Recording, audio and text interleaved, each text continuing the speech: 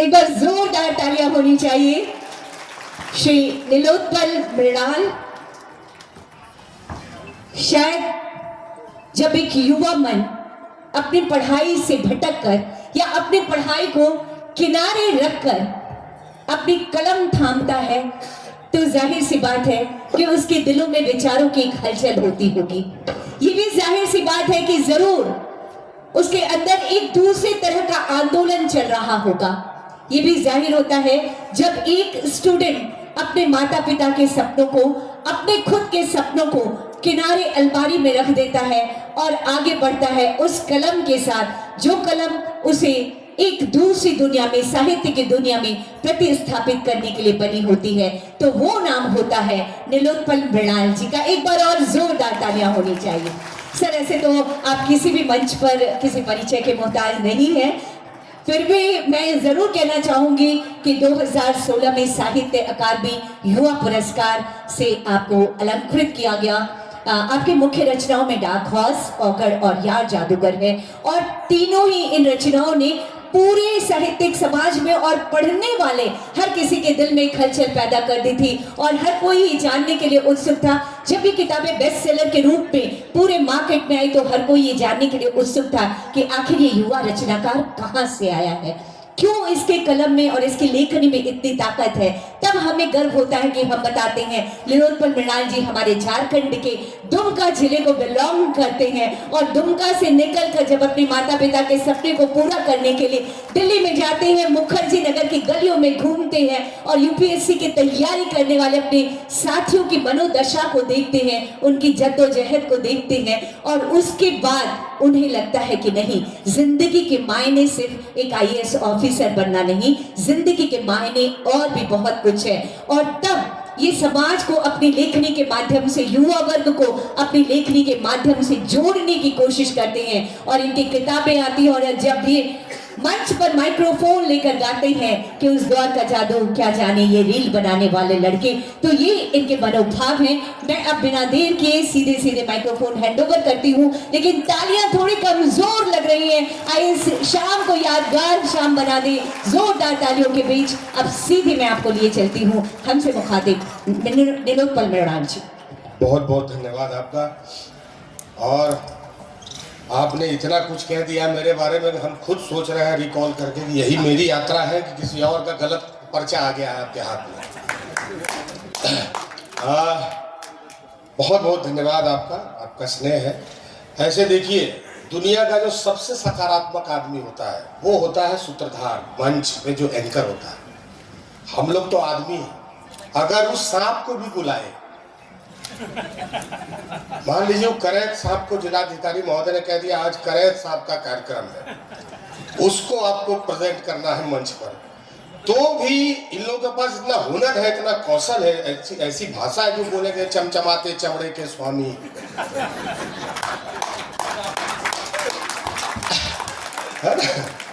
अपने मतवाली चाल से हाथी को भी पसीना छुड़ा देने वाले करैत राज, अपने विष से कई को यही महाकुंभ का दर्शन करा के मोक्ष दे देने वाले करैत राज से मैं निवेदन करूंगी कि मंच पर आए और डसे।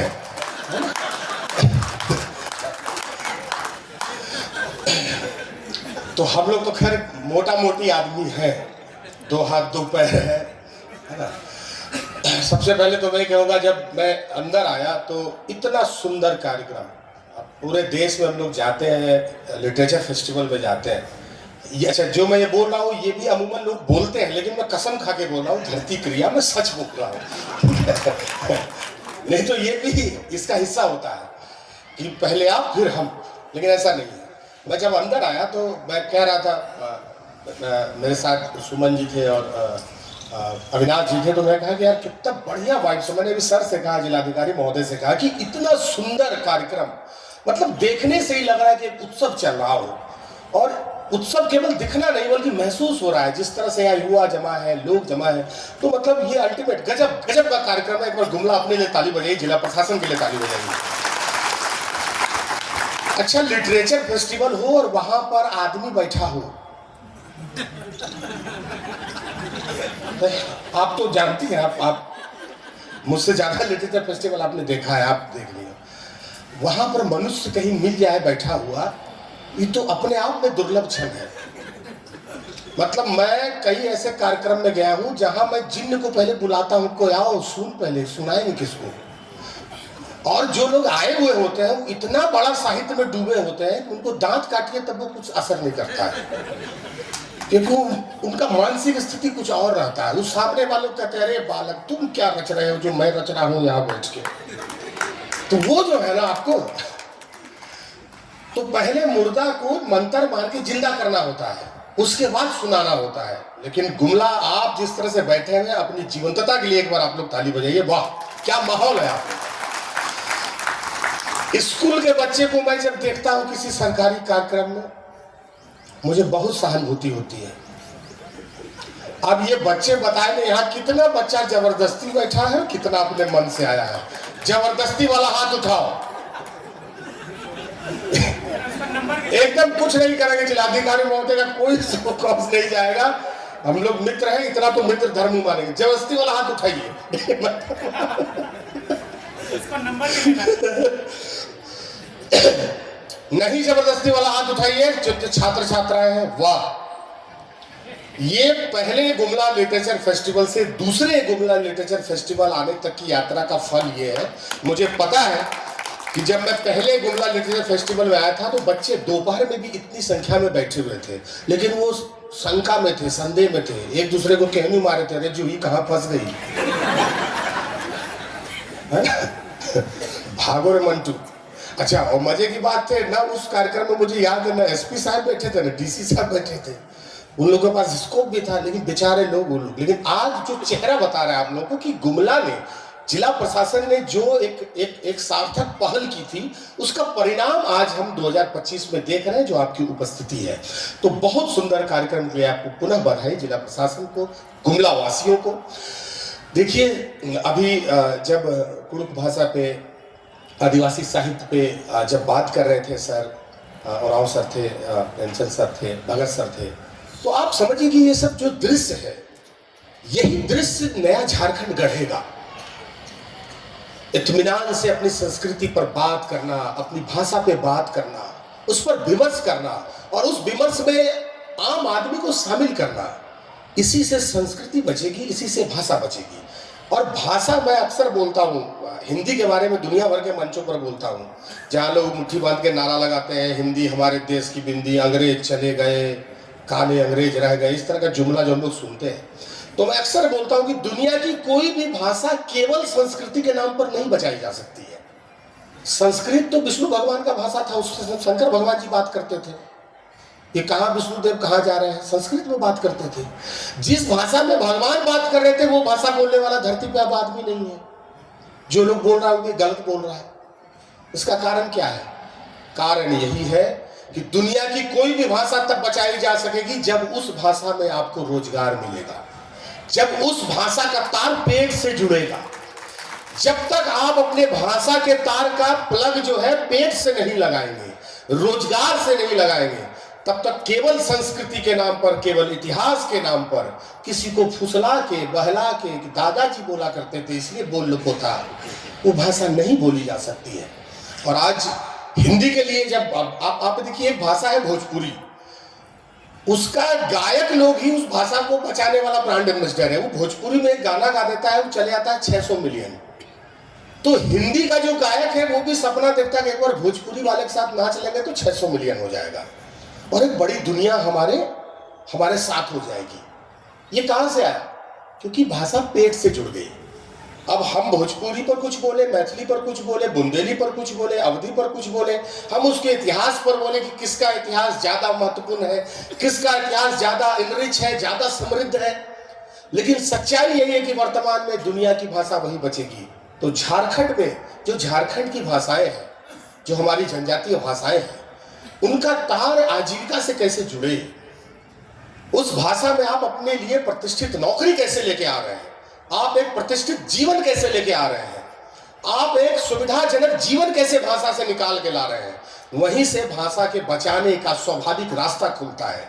और तब आपको भाषा बचाने की कवायद में मुट्ठियां नहीं बांधनी होगी, नसों को ढीला करके आप अपनी यात्रा करेंगे और भाषा हजारों हजारों साल तक अपनी यात्रा करती है। अब देखिए, चूंकि मैं अकेले हूँ, आप लोग तो सर 2 लोग थे तो एक दूसरे को फुटबॉल इधर उधर करके खेल ले रहे थे। हमारा तो अकेला है, हमको खुद ही नहीं समझ पा रहा कि अब आगे आगे क्या करना है। इसलिए हम तो बॉल पर पैर रख के बस बैठे हैं कि किस गोल में मारे, ठीक है ना।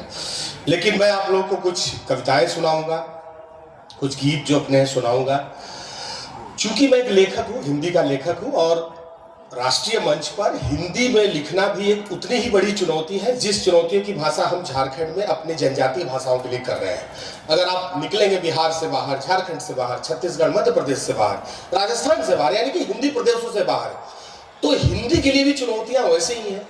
इसलिए मैंने एक खतरा उठाया कि मैं भी सिविल सर्विसेज की तैयारी कर रहा था। अब सिविल सर्विसेज की तैयारी करने वाला लड़का मोटा मोटी तैयार तो हो ही जाता है,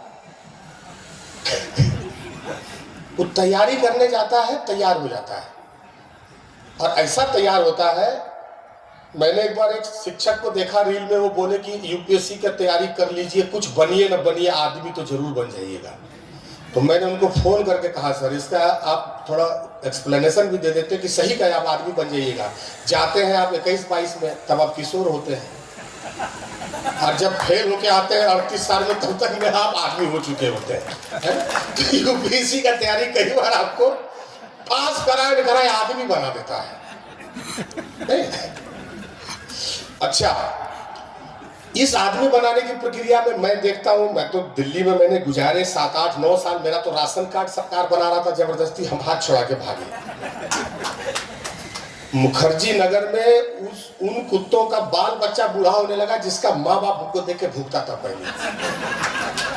इतना पुराना हम आदमी है। और हम सोचे 2, 4, 5 साल के बाद खुद ही अपना वो संगमरमर का मूर्ति ले जाके एक दिन लगा देंगे वहां पार्किंग में।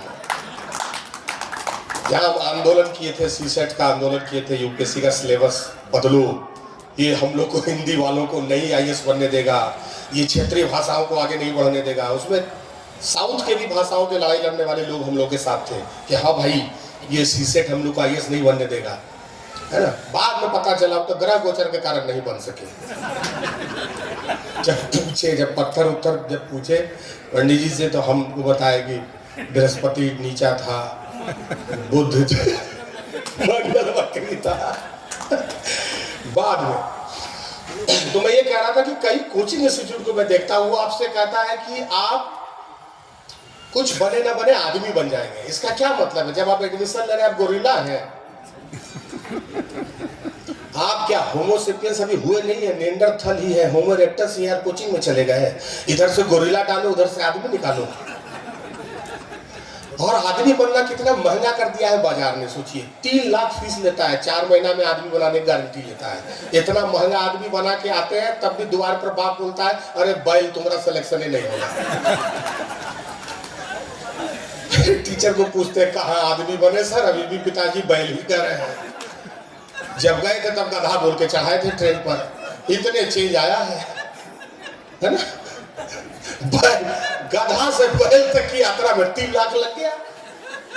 ये मैं यहाँ क्यों कह रहा हूँ जिला प्रशासन के मंच पर? मैं आपको चुटकुला नहीं सुना रहा हूँ, मैं कोई डार्क कॉमेडी नहीं कर रहा हूँ जो देश में हो के देश का हालत अभी कैसा हो गया आप देख रहे हैं, है ना। मैं आपको रिलेवेंट बात बता रहा हूँ, इसलिए बता रहा हूँ मैं जिला प्रशासन के मंच पर हूँ। जिला प्रशासन एक अद्भुत पहल करके लिटरेचर फेस्टिवल कर रहा है, और ऐसे में विद्यार्थी बैठे हुए हैं, छात्र छात्राएं बैठी हैं। कल किसके कमान में कौन सा जिला किसके हाथ में जाएगा हम नहीं जानते, हमें कुछ नहीं पता। यहाँ जो भी बीज रूप में बैठे हुए छात्र हैं, इसमें से हर छात्रों में एक विराट बरगद की संभावना है, एक विराट वटवृक्ष की संभावना है। हम सब उनकी यात्रा के बारे में नहीं जानते हैं। मैं बात ये इसलिए कह रहा हूं कि झारखंड जैसे प्रदेश में यहाँ के विद्यार्थियों को अगर यही रांची, गुमला, टाटा, सिमडेगा यही अगर पढ़ने की सुविधा मिल जाएगी सरकार की पहल से, जिला प्रशासन के ऐसे सार्थक पहल से, तो वो वही फिर गधा से बैल की यात्रा के लिए 3 लाख नहीं देगा बाहर जाके। और ये जरूरत है। मैं देखता हूँ यूपीएससी के लिस्ट में अब तो फोटो बाद में खरीदा जाता है, पहले तो बेचारा सिलेक्शन ले लेता है घर में पढ़ के, बाद में मंडी में बोली लगता है कौन किसके पोस्टर में टंगेगा। मुखर्जी नगर में पेशाब घर में बताइए यूपीएससी सेलेक्टेड लोग का फोटो टंगा हुआ है, जगह नहीं है टांगने का ना।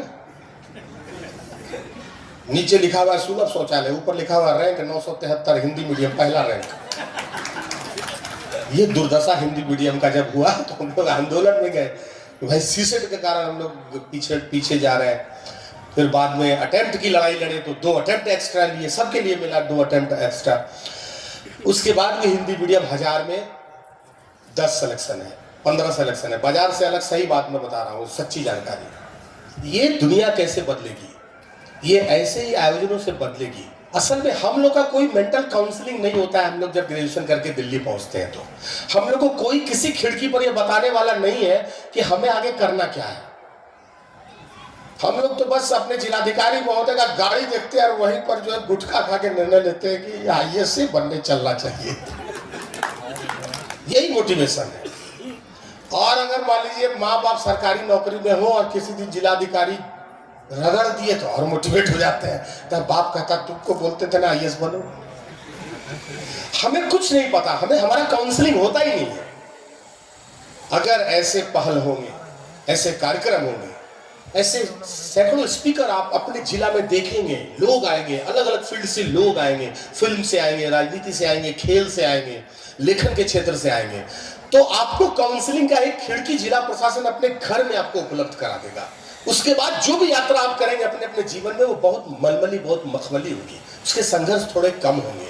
आपको यात्रा में टॉर्च थमा के भेजेगा आपका समाज और आपका गांव और आपका जिला। यहीं से पहल करके एक टॉर्च थमा के भेजेगा कि अंधेरे में इधर उधर डगमगाना मत, एक टॉर्च लेके जाना। तो ये जरूरत है और ये जरूरत ऐसे कार्यक्रमों से पूरी होती है। इसलिए मैं बार बार कह रहा हूँ कि जिला प्रशासन, अब गुमला जैसे, मेरे गांव से पश्चिम पड़ता है ये दुमका से ये जगह, लेकिन पश्चिम में मैं खड़ा होकर देख रहा हूँ कि गुमला किस तरह से अपने युवाओं के बीच में एक नया सूर्य उदय कर रहा है। और इस बात के लिए जिला प्रशासन को मैं बार बार साधुवाद देता हूँ।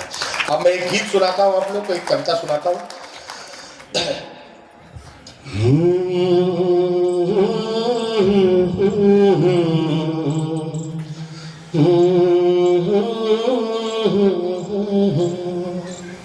आजकल का जमाना क्या है, मैं देखता हूं आजकल ना बच्चा पैदा नहीं हो रहा है सर, सब्सक्राइबर पैदा हो रहा है। हम लोग जिसको समझ रहे हैं कि बच्चा हुआ, नहीं, सब्सक्राइबर है। किसी न किसी चैनल का बेल बटन दबाएगा और क्या वो बोलता है, लोग बेल बटन दबाइए, लाइक कीजिए, सब्सक्राइब कीजिए, काम खत्म। पृथ्वी पर तुम्हारा कोई जरूरत नहीं है, तुम्हारा काम यही था बेटा, यही करने तुम आए थे। 3 काम करो, हाथ से बेल बटन दबा दो, हाथ से लाइक कर दो और सब्सक्राइब करके निकल लो। तुम्हारे धरती पर आने का प्रयोजन पूरा हुआ। तो अब बच्चा जन्म नहीं ले रहा है, खाली सब्सक्राइबर पैदा हो रहा है। हॉस्पिटल से उसको चैनल का सब्सक्राइबर बना देता है डॉक्टर। केयर हॉस्पिटल का चैनल दबा दीजिएगा माता जी, बच्चे को दबा दीजिएगा। तो वहां से मैं चाहता हूं कि हम सब जो लोग हैं, हमारे जो समय का युवा है, बच्चा, वो अचानक से जवान हो जा रहा है। अचक्के में मोबाइल आपको जबरदस्ती जवान कर दे रहा है। उसने प्रोसेस छीन लिया है हमसे कि लड़कपन आएगा, फिर किशोरावस्था आएगा, फिर जवानी आएगी, फिर प्रौढ़ होंगे, तब बुढ़ापा आएगा। नहीं, ये मोबाइल बुढ़वा को कब जवान कर देता है, जवान को कब पागल कर देता है, कुछ समझ में नहीं आ रहा है। इसने प्रोसेसिंग छीन लिया हमसे। और जब कोई भी खाना भी अगर प्रोसेसिंग से नहीं बनेगा तो खराब हो जाएगा। ये तो जीवन है। हमने मोबाइल से जीव विज्ञान को चैलेंज कर दिया है। आपका बच्चा रजाई में घुसता है, भोरे जवान होकर निकलता है, क्योंकि इंटरनेट पर आपका पहरा नहीं है। यही हमारा समय है। तो मैं एक गीत आपको सुनाता हूं, बचपन का गीत है। यहाँ जो बड़े उम्र के लोग हैं, मैं उनसे भी चाहूंगा कि वो थोड़ा सा अपने बचपन की तरफ जाए, और जो बच्चे हैं उनको पता चले कि ये कितना महत्वपूर्ण दौर है जिसको अभी भी आप छोड़ के आए हैं। बचपन का एक गीत सुनिए, उसके बाद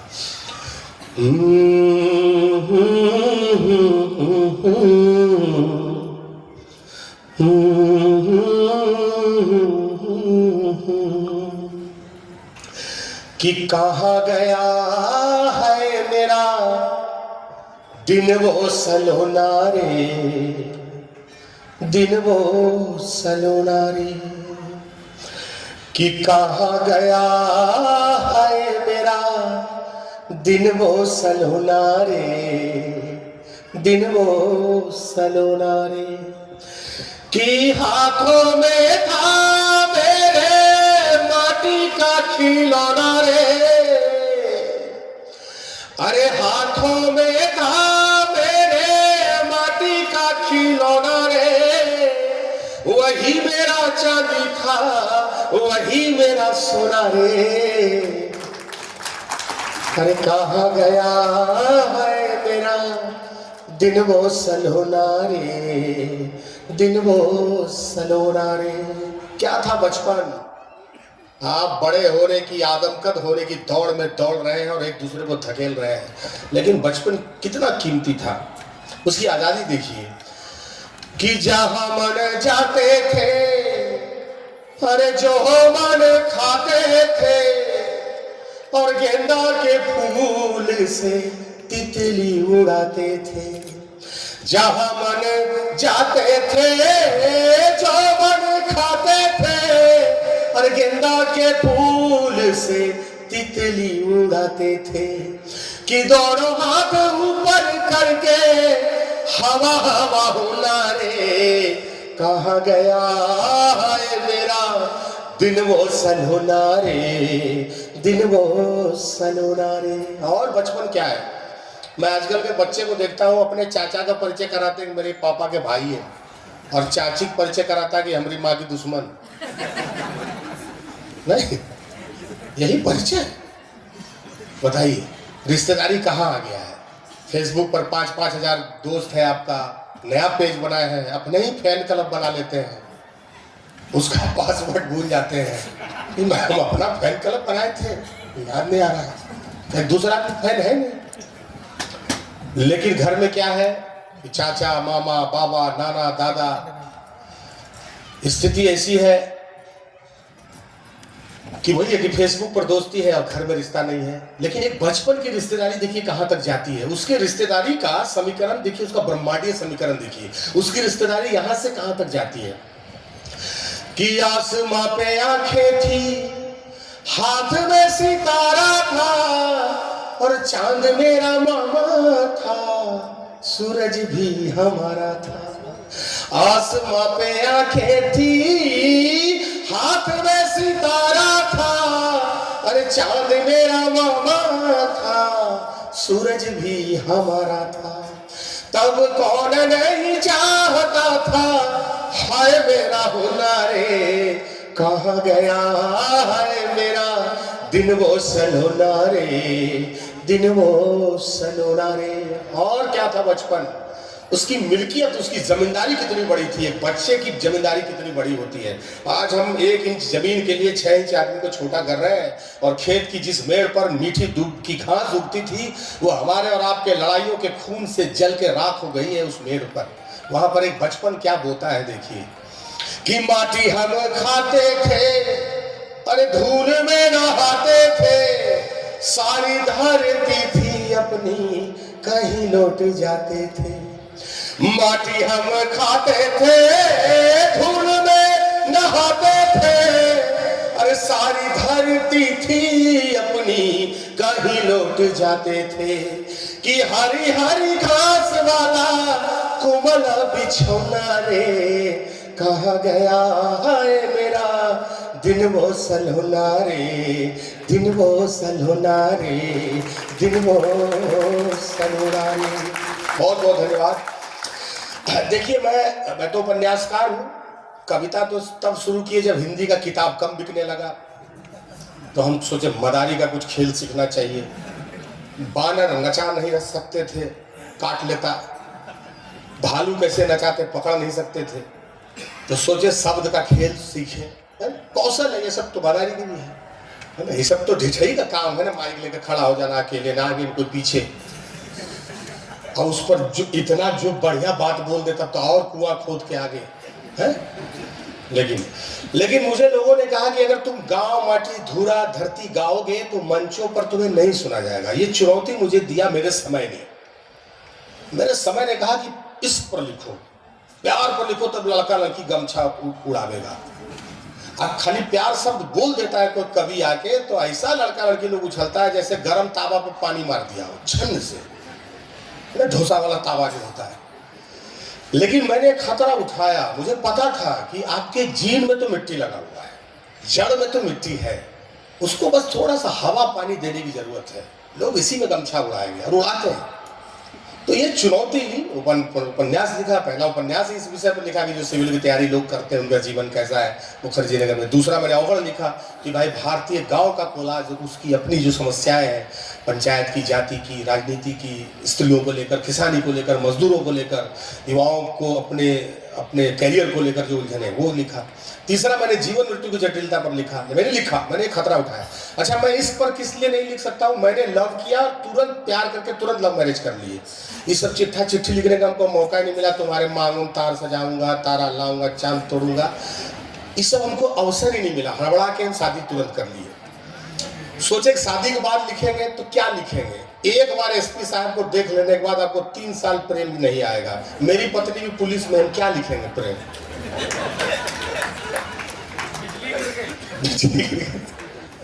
सोचते हैं डाइनिंग टेबल पर बैठ के कि आज प्रेम पर कोई कविता लिखेंगे, उधर से आती है टंगमल कर ले, पिस्टल रख देती है टेबल पर। अब जो आलू पराठा खाते हैं वो बारूद पराठा लगने लगता है।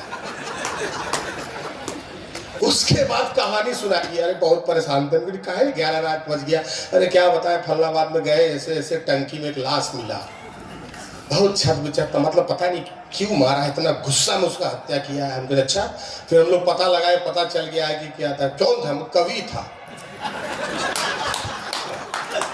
हम कहे कौन कविता में इसका हत्या हो गया भाई। ये सब सुना भी हम फिर इतना रात बोले कि पोस्टमार्टम करवा रहे थे। पोस्टमार्टम में निकला रिपोर्ट में 4 पंक्ति अटके रह गया है, डिलीवर भी नहीं कर पाया था। बीचे कार्यक्रम में इसका हुआ है, तन कहा सुना रहा था। इस तरह की दुनिया के बीच में क्या प्रेम पर लिखिएगा। तो मैं त्रासदी लिखता हूँ, संतरास लिखता हूँ, अपने ही लिखता हूँ। ऐसे भी शादी आपको साधु बना देता है आधा।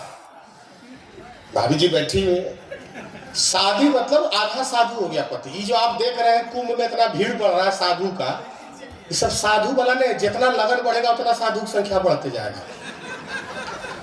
इतना जो नागा साधु की संख्या देख रहे हैं, आपको क्या लगता है सब हिमालय से आया है? नहीं, सब आपके अपने मोहल्ले से निकला हुआ आदमी है।